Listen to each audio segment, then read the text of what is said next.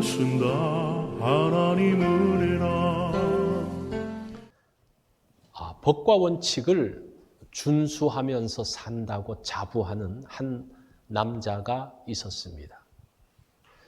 그 사람이 하루는 이제 시골길을 이제 차를 몰고 쭉 가는데 갑자기 차 후레쉬가 탁 찍히는 거예요. 그래서 깜짝 놀라서 내가 지금 속도를 위반했나 해서 속도계를 보니까 정상 속도로 가고 있었습니다. 그 이상한 거예요. 그래서 다시 돌아가서 좀 천천히 그 앞을 지나갔는데 또 후레쉬가 탁 터지는 겁니다. 야, 이거 이상하다. 또 다시 돌아와서 거기를 이제는 천천히 지나갔습니다. 그런데 또 후레쉬가 탁 터졌습니다. 그러면서 이것 봐라, 이 고장이다. 내가 이렇게 정상 속도로 갔는데 이거 한 거 보니까 이 고장이다. 그러면서 마음 편안하게 집으로 돌아왔습니다.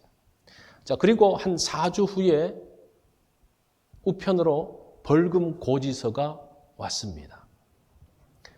그 벌금 고지서에는 안전벨트 미착용 그러면서 3장이 날아온 겁니다.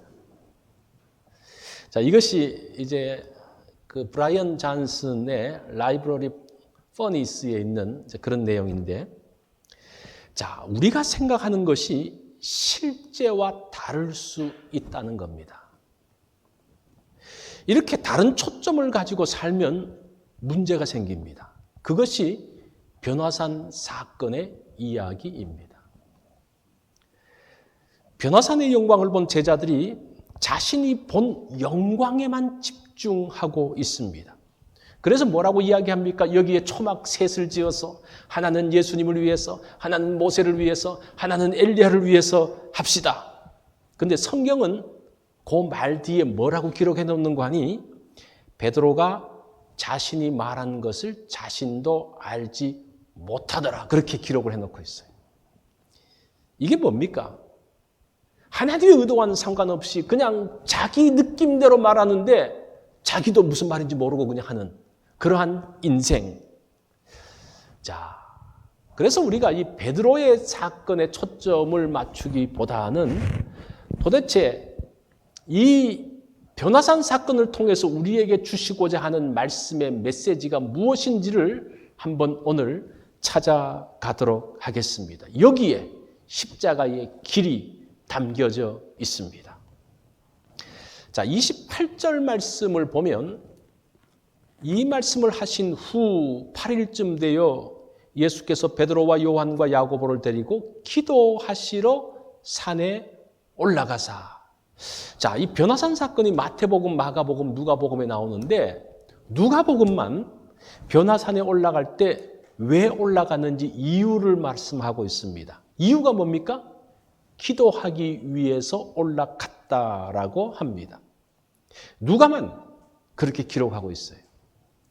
누가복음은 기도를 강조하는 내용이 굉장히 많이 담겨져 있습니다. 예수님이 세례 받으실 때 그 세례 사건도 누가복음은 이렇게 기록하고 있어요. 예수도 세례를 받으시고 기도하실 때에 하늘이 열리며 그렇게 이야기해요. 그 누가복음의 특징입니다. 가이사라 빌립보 사건, 베드로의 신앙 고백 사건도 기도하러 가셨다가 있었던 일이라고 누가복음 9장 18절에 말하고 있습니다. 또 누가는 예수님이 십자가에 달리실 때에 2번이나 기도하신 것에 대해서 기록을 하고 있습니다. 특별히 이 누가복음은 기도에 대한 그 많은 내용들이 담겨져 있습니다. 바리새인과 세리의 기도, 또 강청하는 기도, 그 많은 기도의 내용들이 담겨져 있습니다. 예수님은 세제자를 데리고 변화산으로 가셨습니다. 그런데 이 변화산이 산의 이름이 아니고 그곳에서 예수님이 변화되셨기 때문에 변화산이라고 붙이는 거예요. 성경에는 변화산이라는 말이 없습니다. 4세기에는 이 변화산이 다볼산이다라고 생각을 해서 지금도 성지 순례를 해보면 다볼산에 예수님이 변화되어진 것을 기념하는 교회가 있습니다. 그런데 후대로 오면서 이것은 다볼산이기보다는 베드로가 가이사라 빌립보 지방에서 예수님에 대한 신앙 고백을 했던 그 가까운 장소 헐몬산일 것이다 라고 말하기도 합니다. 그런 두 가지 의견이 있다는 것을 여러분들이 기억을 하시면 됩니다. 자, 31절 말씀을 한번 보겠습니다. 오늘 이 말씀이 오늘 본문에서 굉장히 중요한 내용입니다. 우리 다 같이 한번 읽어볼까요? 시작. 영광 중에 나타나서 장차 예수께서 예루살렘에서 별세하실 것을 말할세. 자, 이 변화산 사건이 세 개의 복음서에서 나온다 그랬죠. 마태와 마가에서는 예수님과 모세와 엘리야가 같이 이야기했다는 말이 나오는데 무슨 내용을 말했는지 나오지 않습니다. 그런데 누가는 무슨 내용을 가지고 말했는지가 나오는데 무슨 내용입니까? 예수님이 예루살렘에서 별세하실 것을 이야기했다고 말합니다. 이 별세라는 말은 죽는 것을 이야기하죠. 세상을 떠난다는 말이죠. 그런데 원문을 보면요, 엑소도스라고 되어 있습니다. 제가 이걸 헬라어로 그대로 발음하는 거예요. 영어로 발음하는 게 아니고 엑소도스라는 말은 나가다 그런 뜻입니다. 이게 명사형이 되면 출구 또는 탈출이라는 그런 의미가 있습니다. 그래서 출애굽기를 엑소더스라고 이야기를 하죠. 그리고 또 여기서 중요한 것이 별세하실 것을, 이 것이라는 단어예요.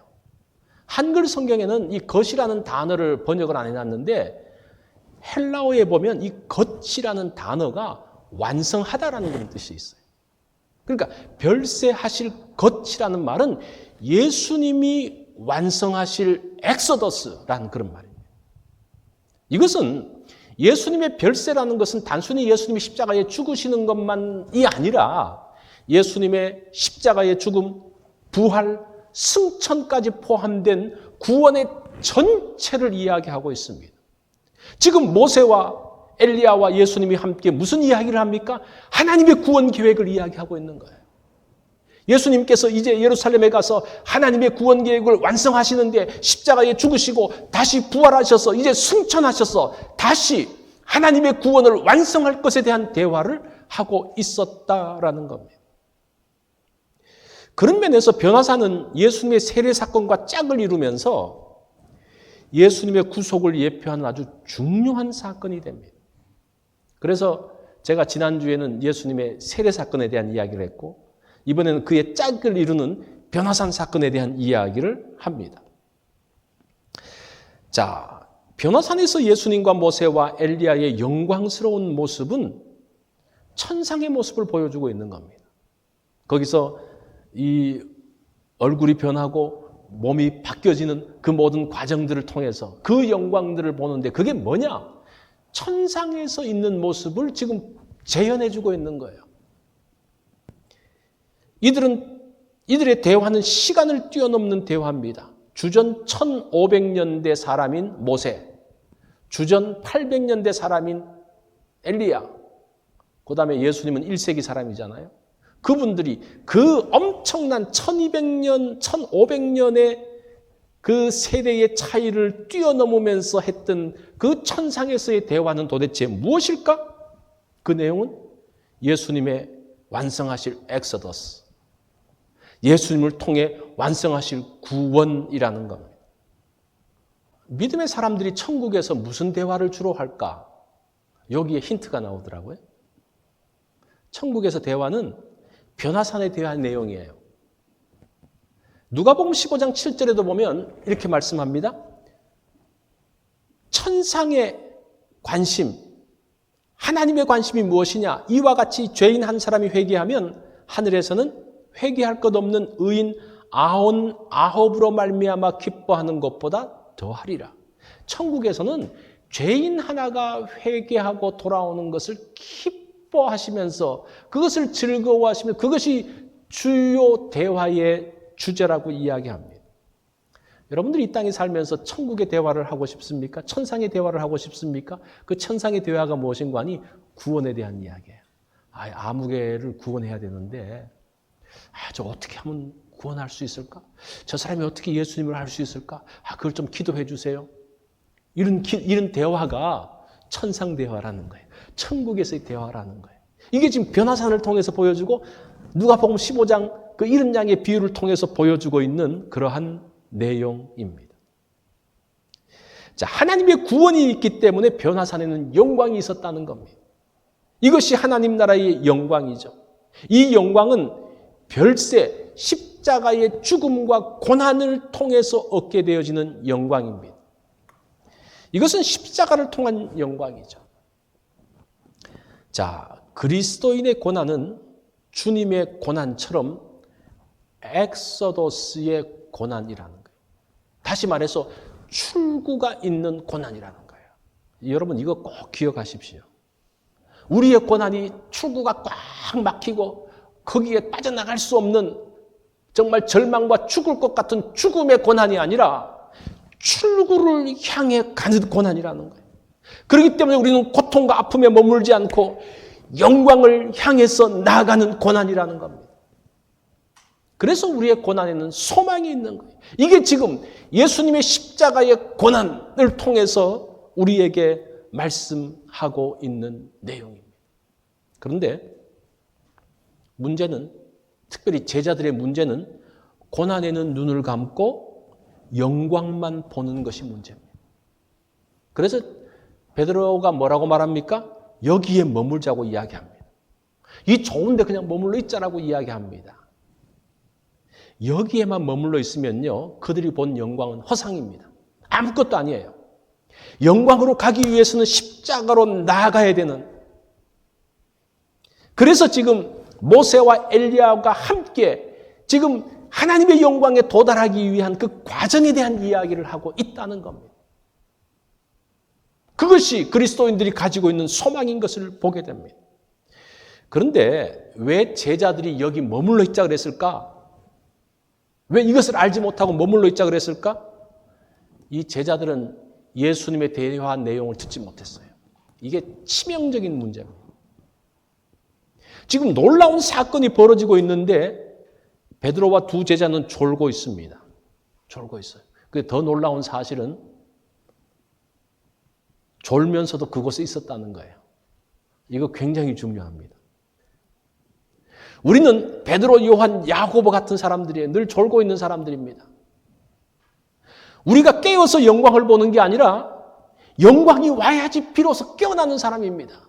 그렇지 않아요? 영광을 보기 위해서 사모하고 준비하고 이런 것보다는 졸다가 영광이 있으니까 그때 뒤늦게 눈을 떠가지고 그 영광에 참여하면서 감사하다고 그러고 많은 경우가 그런 모습입니다. 그런데 제자들은 졸면서도 예수님 옆에 있었습니다. 힘들어도 예수님 옆에 있었습니다. 졸더라도 예수님 옆에 있는 게 중요해요. 우리가 피곤할 때, 영적으로 피곤할 때 말씀 중심의 교회 공동체에 속해 있는 게 얼마나 중요한지 모릅니다. 그러면 깨어나게 되어져요. 언젠가는 깨어나게 되어집니다. 그리고 그 영광에 함께 참여하게 되는 것을 보게 됩니다. 우리가 가끔 이런 이야기를 많이 해요. 하나님 보여주세요. 영광을 보여주세요. 베드로가 영광을 봤어요. 엉뚱한 소리를 해요. 왜 그래요? 말씀을 듣지 않으니까 영광을 봐도 엉뚱한 소리를 하는 거예요. 가장 중요한 것은 보는 것보다는 듣는 거예요. 보는 것은 주관적이에요. 여기 계신 분들이 다 똑같은 걸 보는데 다 해석이 달라요. 왜 그래요? 주관적이기 때문에 그래요. 그런데 그 광경에 대해서 누군가가 설명을 해줄 때에 그것이 통일되어지고 그 의미가 무엇인지 안다는 겁니다.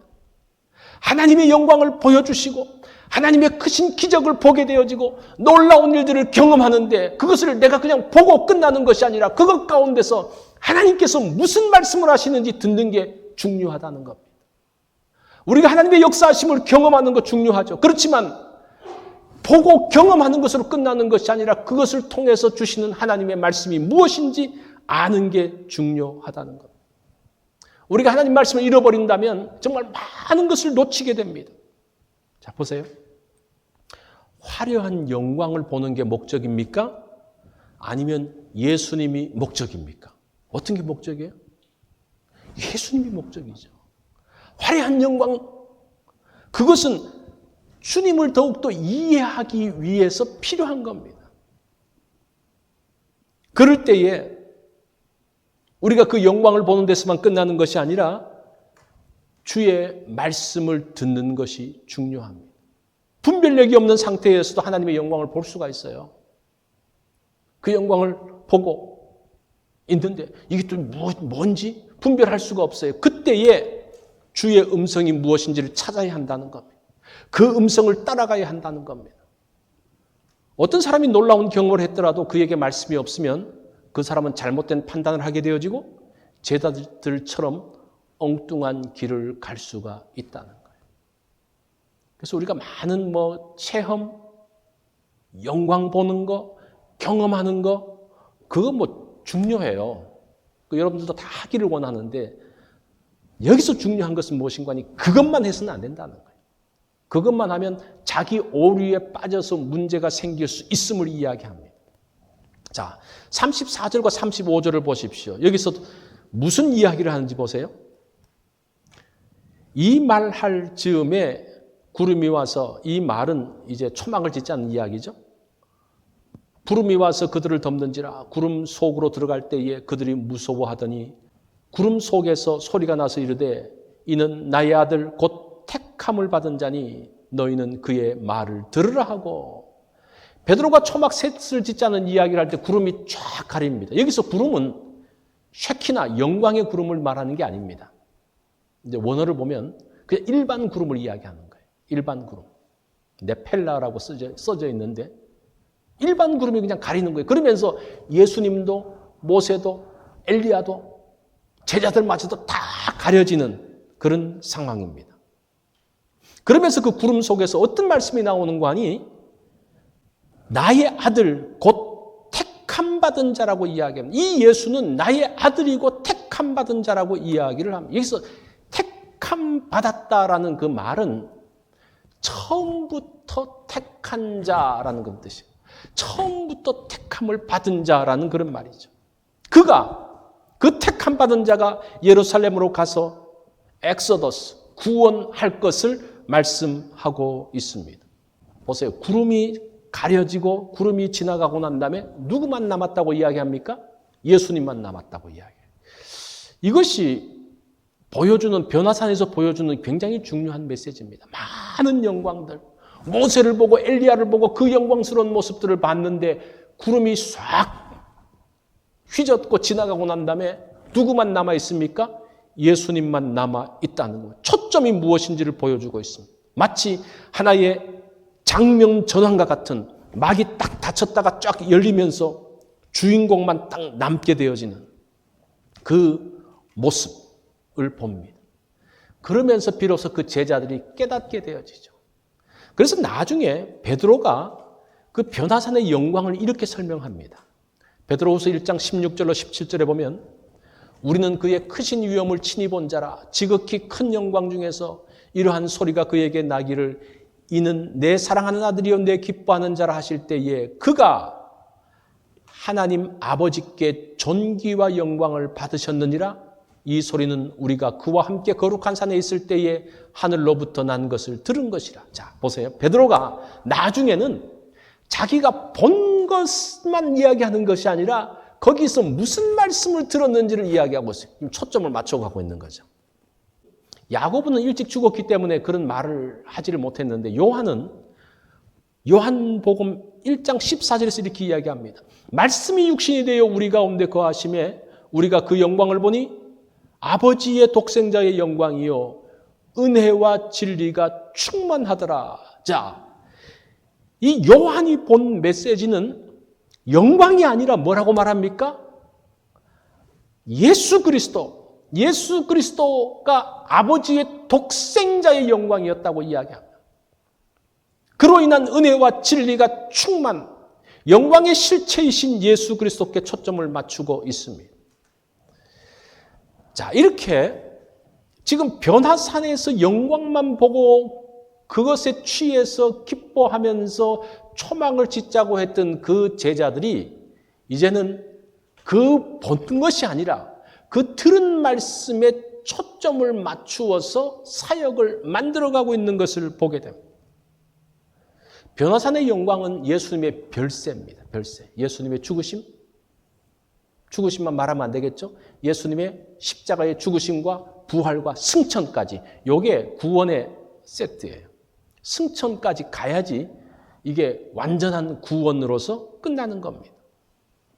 그래서 그 사도행전에서 나오는 그 베드로의 설교를 보면요. 참 재밌어요. 그들이 무슨 이야기를 하는지. 사도행전 2장 36절에 베드로의 첫 번째 설교입니다.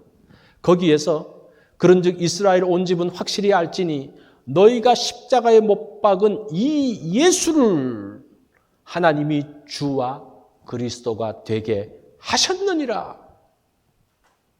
자, 베드로가 누구에 대해서 집중합니까? 예수 그리스도에 대해서 집중하고 있는 것을 볼 수가 있습니다. 이렇게 지금 초점이 바뀌어지고 있죠. 사도행전 3장에서 보면 베드로가 이제 걷지 못하는 사람을 고치고 난 다음에 사람들이 솔로몬 행각으로 모였을 때 그때 베드로가 외치는 메시지가 있습니다. 사도행전 3장 20절로 21절에 보면 또 주께서 너희를 위하여 예정하신 그리스도 곧 예수를 보내시리니 하나님이 영원 전부터 거룩한 선지자들의 입을 통하여 말씀하신 바 만물을 회복하실 때까지는 하늘이 마땅히 그들을 받아두리라. 설교의 초점이 뭡니까? 예수 그리스도. 예정하신 그리스도, 메시아죠. 메시아이신 예수 그리스도를 보내신 것에 대한 이야기입니다. 사도들의 말씀을 듣고 이제 훈련받은 집사들이 있죠. 빌립 집사의 설교를 보세요. 빌립 집사가 이제 사도행전 8장에 보면 에디오피아 여왕의 네시의 말씀을 전하죠. 거기 보면 이제 네시가 성경에 읽는 이사야에 읽는 것에 대해서 누구라고 이야기하고 난 다음에 이렇게 이야기하죠. 그 네시가 빌립에게 말하되 청컨대 내가 묻노니 선지자가 이 말한 것이 누구를 가리킴이냐? 자기를 가리킴이냐? 타인을 가리킴이냐? 빌립이 입을 열어 이 글에서 시작하여 예수를 가르쳐 복음을 전하니라. 예수님의 십자가의 죽으심과 부활 승천 이후의 초점은 그들이 다 예수 그리스도로 초점이 맞추어져 있는 것을 보게 됩니다. 마지막으로 바울의 설교를 한번 볼까요? 바울은 뭐라고 이야기합니까? 사도행전 13장에서 그가 이제 첫 번째 선교 여행을 가서 이제 하는 내용인데 그가 구약의 출애굽 사건부터 시작해서 쭉 설명을 하면서 예수 그리스도까지 설명하면서 그 결론이 뭔가 하니 이 결론이 굉장히 중요해요. 형제들아 너희가 알 것은 이 사람을 힘입어 죄사함을 너희에게 전하는 이것이라. 또 모세의 율법으로 너희가 의롭다 하심을 얻지 못하던 이 모든 일에도 이 사람을 힘입어 믿는 자마다 의롭다 하심을 얻는 이것이니라. 바울은 예수 그리스도를 통한 죄사함, 예수 그리스도를 통한 의롭게 됨, 그것에 대한 메시지를 전하고 있습니다. 자, 보세요. 변화산에서는 그 영광만 보고 영광만 따라갔던 그 사람들이 이제 사도행전으로 가면서 그들이 어떻게 바뀌어집니까? 이제는 그 영광을 볼 뿐 아니라 그 영광과 함께 주님께서 무슨 말씀을 하시는지, 하나님의 메시지가 무엇인지 그 메시지의 초점인 예수 그리스도께로 맞춰가고 있는 것을 보게 됩니다. 여기에서 우리 신앙에 굉장히 중요한 것이 나오는 거예요. 우리 신앙에 중요한 것이 뭡니까? 많은 신앙에 많은 부분들이 있지만 중요한 것은 하나님께서 여기에 대해서 뭐라고 말씀하시냐는 거예요.